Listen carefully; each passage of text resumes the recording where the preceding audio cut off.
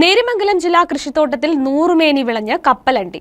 വ്യത്യസ്തമായ കപ്പലണ്ടി കൃഷിയിറക്കി വൻ വിജയമാക്കിയത് ജില്ലാ ഫാമിലെ ഉദ്യോഗസ്ഥരും കർഷക തൊഴിലാളികളുമാണ്.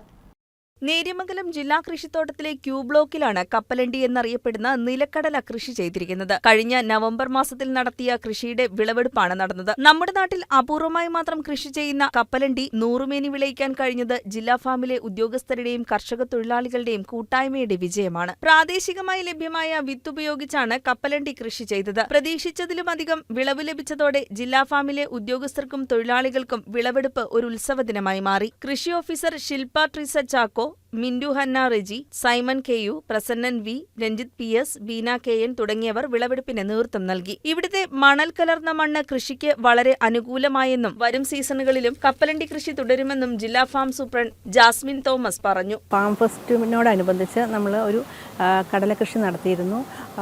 നവംബർ മാസത്തിലാണ് നമ്മൾ ഇത് ചെയ്തിരുന്നത്. അപ്പം അതിൻ്റെ വിളവെടുപ്പ് നമ്മൾ ഇന്ന് നടത്തി. വളരെ നല്ല ഒരു റിസൾട്ടാണ് നമുക്ക് കിട്ടിയത്. അപ്പോൾ നമുക്ക് ലോക്കലി അവൈലബിൾ ആയിട്ടുള്ള സീഡാണ് നമ്മൾ ഉപയോഗിച്ചിരുന്നത്. നമ്മുടെ ഈ ക്യൂ ബ്ലോക്കിലെ കോഴിത്തുരുത്തിലാണ് നമ്മൾ കടലക്കൃഷി ചെയ്തിരുന്നത്. ഇവിടുത്തെ മണ്ണെന്ന് പറയുന്നത് മണൽ കലർന്ന ഒരു മണ്ണാണ് നമുക്കിവിടെ ഉള്ളത്. അപ്പോൾ അത് കൃഷിക്ക് വളരെ അനുയോജ്യമായിട്ട് നമുക്കിപ്പോൾ തോന്നുന്നു.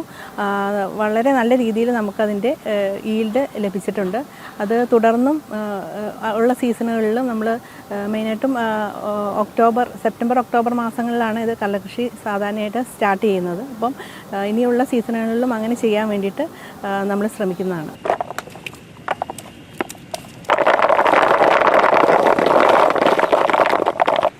News desk KCB news.